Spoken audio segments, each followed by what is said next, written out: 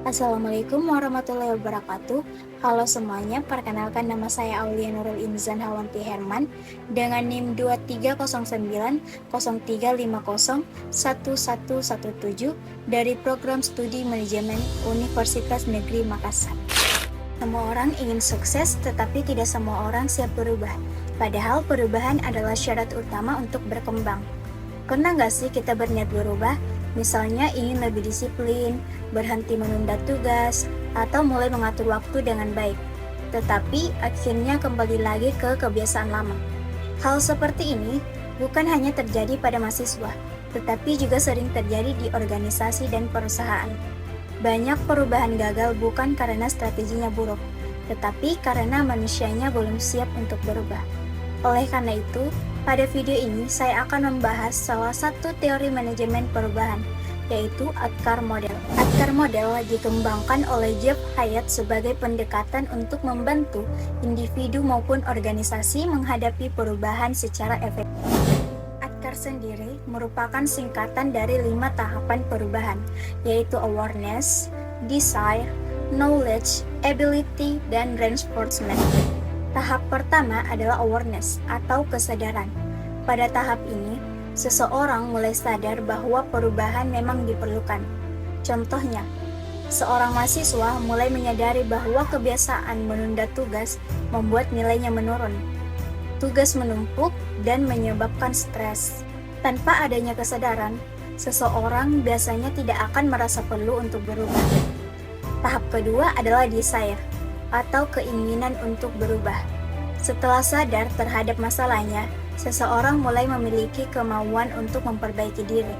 Misalnya, mahasiswa tadi mulai memiliki target untuk meningkatkan nilai akademiknya dan ingin menjadi lebih disiplin. Jadi, kesadaran saja tidak cukup. Seseorang juga harus memiliki dorongan dari dalam dirinya untuk berubah. Tahap ketiga adalah knowledge atau pengetahuan. Pada tahap ini, seseorang mulai mencari tahu bagaimana cara melakukan perubahan tersebut. Contohnya seperti belajar tentang manajemen waktu, membuat jadwal belajar, atau mencari metode belajar yang lebih efektif. Karena pada dasarnya, seseorang tidak bisa berubah jika tidak tahu bagaimana cara berubah. Tahap keempat adalah ability atau kemampuan. Ability berarti kemampuan menerapkan perubahan tersebut dalam kehidupan nyata. Misalnya, mahasiswa tadi mulai menerapkan jadwal belajar, mengurangi bermain media sosial, dan mencoba lebih disiplin mengerjakan tugas. Karena seseorang mungkin sudah tahu caranya, tetapi belum tentu mampu melakukannya secara konsisten. Tahap terakhir adalah reinforcement atau penguatan. Tahap ini bertujuan agar perubahan bisa bertahan dalam jangka panjang dan tidak kembali ke kebiasaan lama. Contohnya seperti memberikan reward kepada diri sendiri ketika berhasil disiplin belajar selama 1 minggu, atau melakukan evaluasi rutin terhadap perkembangan diri. Jadi, perubahan bukan hanya tentang memulai, tetapi juga mempertahankan. Jika disederhanakan, Atkar sebenarnya sangat dekat dengan kehidupan sehari-hari. Misalnya saat seseorang ingin hidup sehat, pertama, dia sadar bahwa pola hidupnya buruk.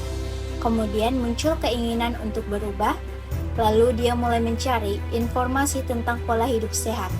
Setelah itu, dia mulai rutin olahraga dan menjaga pola makan. Dan terakhir, dia mempertahankan kebiasaan tersebut agar tetap konsisten. Dari sini, kita bisa memahami bahwa perubahan adalah proses bertahap, bukan sesuatu yang instan. Menurut saya, kelebihan Atkar Model adalah teorinya sederhana, mudah dipahami, dan sangat aplikatif. Model ini juga fokus pada individu, sehingga cocok digunakan dalam organisasi maupun kehidupan sehari-hari. Namun, Atkar juga memiliki keterbatasan.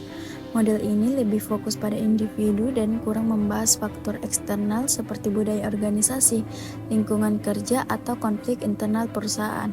Selain itu, proses perubahan membutuhkan waktu dan konsistensi yang tidak mudah dijalankan oleh semua orang.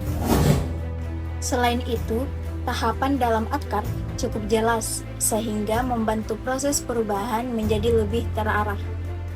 Perubahan dimulai dari kesadaran, kemudian muncul keinginan untuk berubah, memahami cara berubah, mampu menerapkannya, dan akhirnya mempertahankan perubahan tersebut secara konsisten. Karena itu, keberhasilan perubahan bukan hanya tentang strategi, tetapi juga tentang kesiapan manusia untuk berubah. Sekian dari saya, terima kasih.